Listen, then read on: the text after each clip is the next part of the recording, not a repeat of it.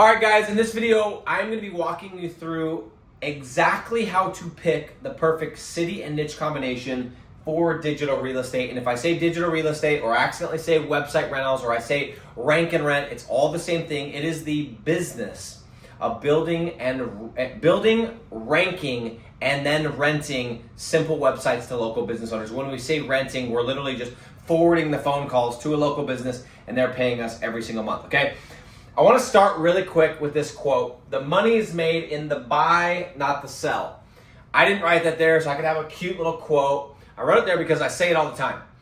When you are looking at regular real estate, if you go in and you buy a property, okay, let's say that the property's worth $500K, but you go in and you get a great deal and you buy it for $450. You are going to make money. Why? Because you could go turn around tomorrow and sell it for the regular value of $500K, what it is worth, and you're going to make $50K. But if you go in and you're like, this property, it's worth $500K, but I'm going to pay $505, $510, and then there's a good chance I'll be able to sell it for more because this area is growing. Well, maybe.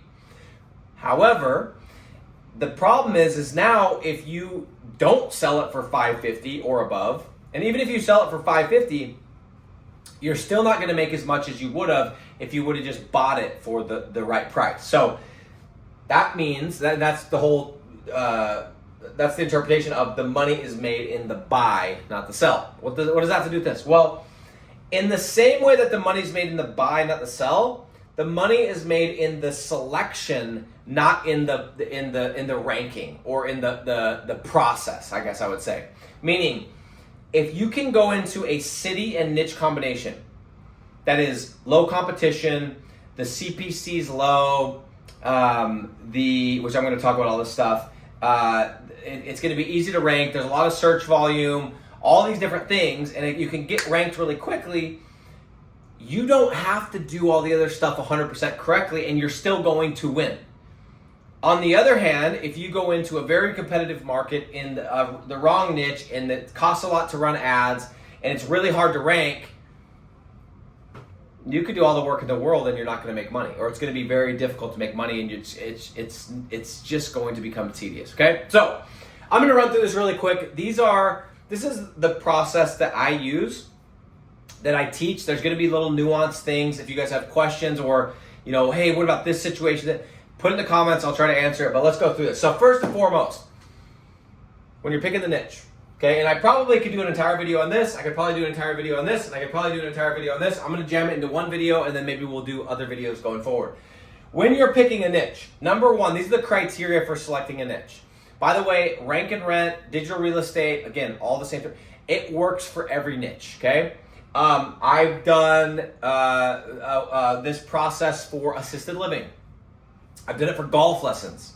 I've also done it for concrete. I've also done it for carpet cleaning. I've done it for artificial grass. Like, it works for any niche, any industry. However, it works better for some than it does for others. And so we want to go and find the ones that works the best for. So here's my criteria when I'm looking at a niche. Number one is it has to be phone driven.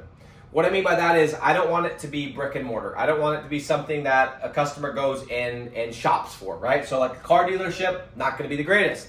A paint supply store, whatever, probably not going to be the greatest.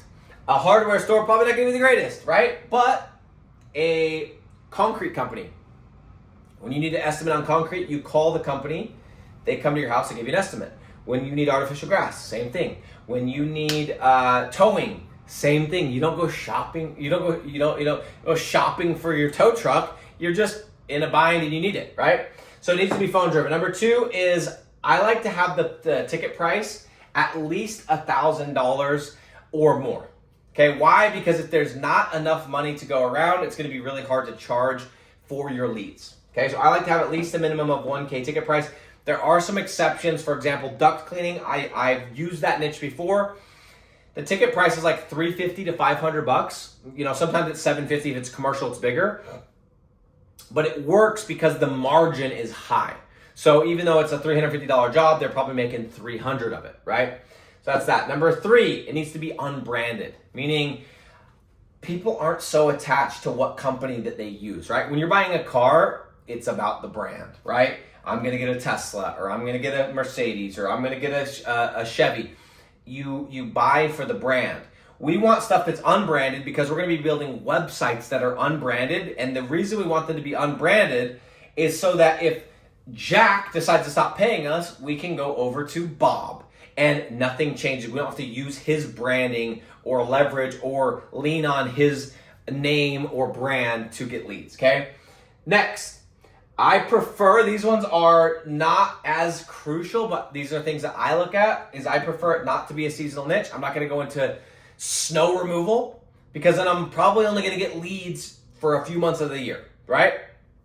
I'm probably not going to go into Christmas lights, which I've tried before, although that is getting a little bit more like home lighting is getting a little more popular, but Christmas lights, you're only going to get business for about a month and a half. It's right, between Halloween and mid-December, right? So I try not to let it be seasonal, and I want to have a good profit margin. Again, I don't want a job that's $1,000, but it costs the business owner, $900, and they're only making $100 on it. Like, where's my fee going to come out? How am I going to get paid, right? So that's niche. Okay, let's move along here. When it comes to city, okay, and by the way, I will tell you that my recommendation with niche is if you're new, until you get to like that $10,000 a month mark, go into a tried and true niche. Concrete, spray foam, artificial grass, masonry, fencing, all of these. Why? Because, guys, it's already been proven. We already know it works. And so if you already know the niche works, you can eliminate half of the variables, right? And now you just have to pick a good city with a tried and true niche, and boom, you're in the money, right?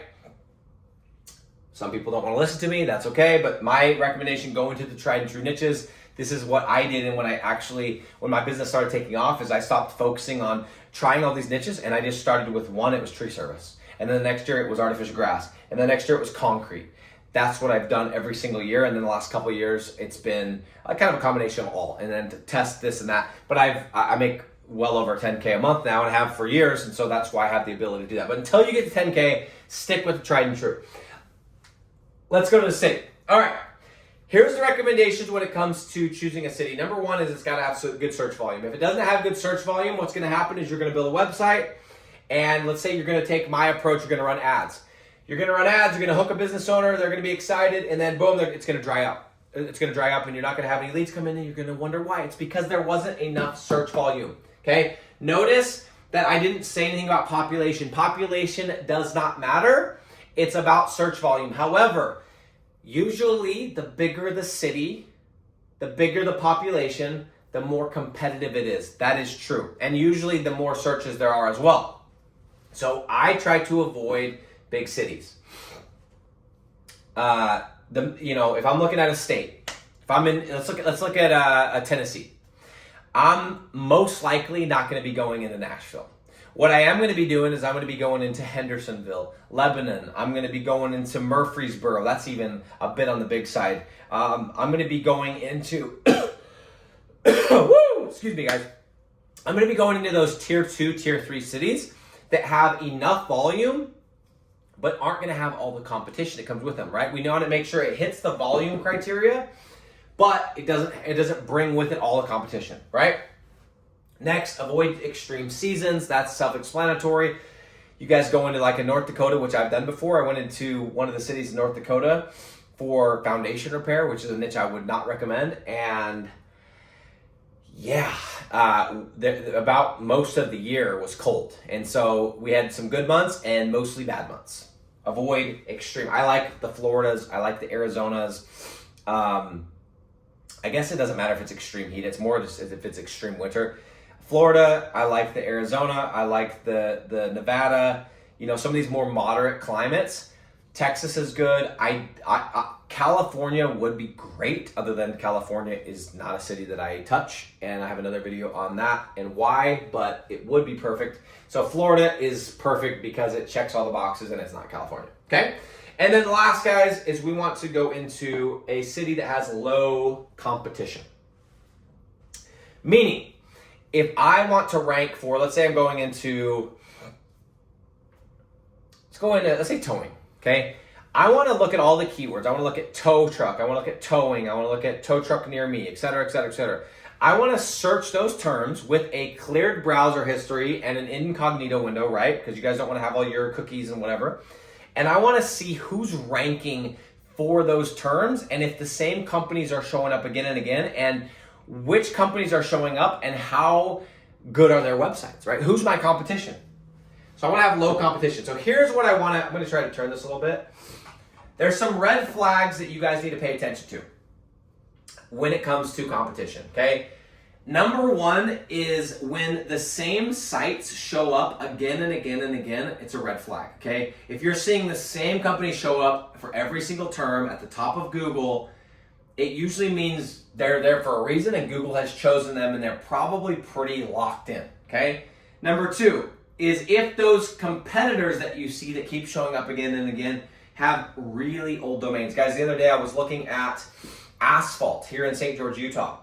And the three companies I looked at that kept showing up, and they were showing up number one, number two, number three, like boom, boom, boom. All of them had at least 20-year-old websites. One of them might have been a 16-year-old website, but 16 to 26 years old. I started doing the math. I'm like, that was before 2000. You guys remember 2000? That's when they thought the world was like ending with the calendar year and stuff. These guys have had a domain live since 1999. Are you freaking kidding me? Good luck trying to outrank. It's one of the most important factors when it comes to ranking is age of domain. So I watch out for old domains. I also watch out for cities and niche combinations that don't have ads running. Why? Because if a city and niche combination doesn't have companies running ads, it's going to be hard for me to sell. Right? Because I'm going to go into there and no one's going to be willing to spend money on marketing. It also means they're probably fat and happy. There's probably a good amount of business going around organically. So for me to come in, it's going to make it tough. I want to have companies running ads because those are the companies I want to go after. It also shows me that there's hungry business owners and it shows me that there's people that are willing to go and pay for marketing. Okay? And then the last thing I look for is when there's not enough businesses in general. So if you go and look at a city and niche combination and there's just not that many options, there's three companies that show up and then there's like the other couple options, they're actually from neighboring towns, red flag. Because all those three companies probably have a pretty good foothold on the market. It's going to be hard to convince them to give you money because they're going to say, yeah, I'm getting all the business anyway. I was born here, my granddaddy was born here, and we run the town. And that's what they're going to say without saying it, and they actually are right.